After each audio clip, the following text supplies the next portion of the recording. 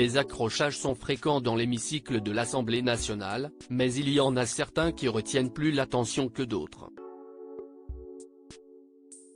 C'est le cas de la prise de bec entre Marine Le Pen et Nadia Haye qui a eu lieu lundi 5 février. Il est en effet assez rare qu'une ancienne candidate à l'élection présidentielle et qu'une ex-ministre du président de la République s'écharpe au milieu des parlementaires, comme le note Le Figaro. L'échange tendu a eu lieu dans l'après-midi, lors de l'examen de la motion de censure de la NUP contre Gabriel Attal. Le député RN Jean-Philippe Tanguy était en train de critiquer avec virulence le projet du Premier ministre, faisant réagir l'ancienne ministre de la Ville, depuis les bancs de la majorité. Cette dernière l'a interpellé à plusieurs reprises pour pointer des incohérences. C'est alors que la chef de file du Rassemblement national, assise un peu plus haut, tout à droite des tribunes comme le décrivent nos confrères, a lâché un « ferme-la-toi, ferme-la », destiné à l'ancienne ministre de Jean Castex, joignant à ces mots un geste de la main lui intimant de se taire. Ces quelques mots ont suffi à embrasser l'Assemblée. Constance Le Grip, députée de Renaissance, a reproché à Marine Le Pen sa vulgarité. Obtenant fils à une réponse de l'intéressé, qui a chargé une fois de plus Nadia Haye, c'est elle qui est vulgaire. Loin de se laisser faire, la députée des Yvelines lui a rétorqué: quelles sont vos propositions de fond? C'est vide, c'est creux. Et la fille de Jean-Marie Le Pen de répliquer: ne me parle pas de fond, pas toi.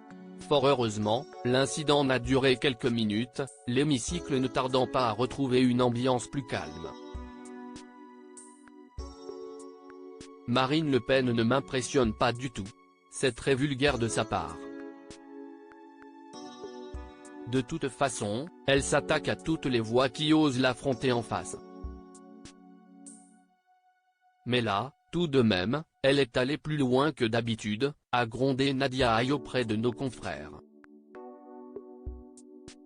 Supérieure à l'élection de Yael Braun-Pivet, la punchline de Rachel Keke. Ces moments qui sont entrés dans l'histoire de l'Assemblée nationale. Marine Le Pen use de ruse au sein de l'hémicycle. Marine Le Pen a fait de l'Assemblée nationale son terrain de prédilection, n'hésitant pas à employer des ruses et des stratégies étonnantes pour garder l'avantage.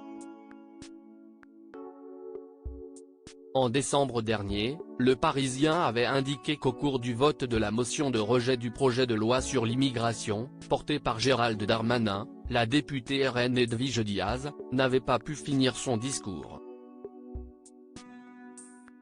Et pour cause, sa prise de parole, qui était construite pour durer 1 minute et 50 secondes, a été interrompue par les applaudissements de ses collègues, dont Marine Le Pen, lui faisant ainsi dépasser les 2 minutes qui lui étaient accordées.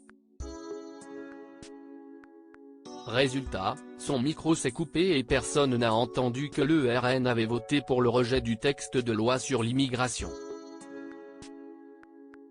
C'était un subterfuge pour déstabiliser le gouvernement, a révélé un cadre du RN.